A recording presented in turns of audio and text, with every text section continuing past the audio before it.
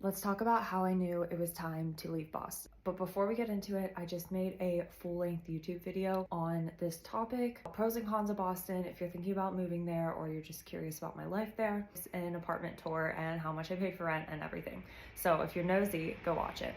I'll start with the biggest one, which is the cost of living, and rent outweighed any pros of staying in Boston. I moved to Boston. Boston was the most expensive city to rent in per square foot.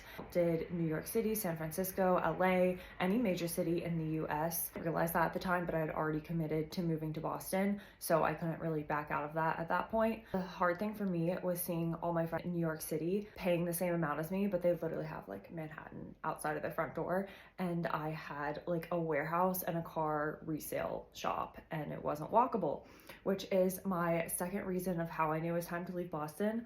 I wanted to move to Boston to have a city experience, but the area that I was in had very limited walkability. There wasn't really anything that I could get to within a mile of me, and there was really limited public transport. Number three is another really important one for me, and that was just the lack of creatives, creative spaces, and honestly just diversity. Boston is a very like one person only type of city. To sum it up, the majority of people are daddy's money healthcare workers. I also have a second point on here, which is a very cliquey culture and like people. Those two kind of go hand in hand, because if you do not work in healthcare, people do not want anything to do with you. As soon as I talked about being a creative, working in a creative field, I would literally get bullied. The culture of Boston felt like what you see in the movies for like middle school girls. It was really bizarre and I did not like it. As a creative, I wanted to be surrounded by people who, one, were supportive, and two, who really encouraged and inspired me. Boston just killed that spark in me. I really think it's important to be friends and have community with people who are not like you, but your options are extremely limited in Boston. The way they like accept you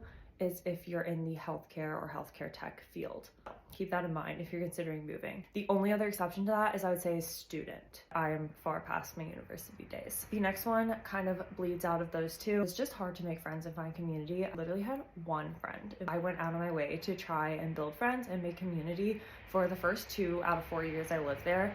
It was like near impossible. Last one is just some personal thing for taking a toll on my mental health. I already did not like living in Boston for a lot of legitimate reasons. Having that as like the final straw, I stayed in Boston so much longer than I should have. I ended up feeling depressed, overwhelmed, anxious. Like I don't even recognize who I was in Boston sometimes because of just the cloud of being there that hung over my head because of all of these things. I was at the point where I was ready to move home and live in my parents' basement because it was that bad for my mental health. That's why I decided to leave Boston. The video wasn't too negative.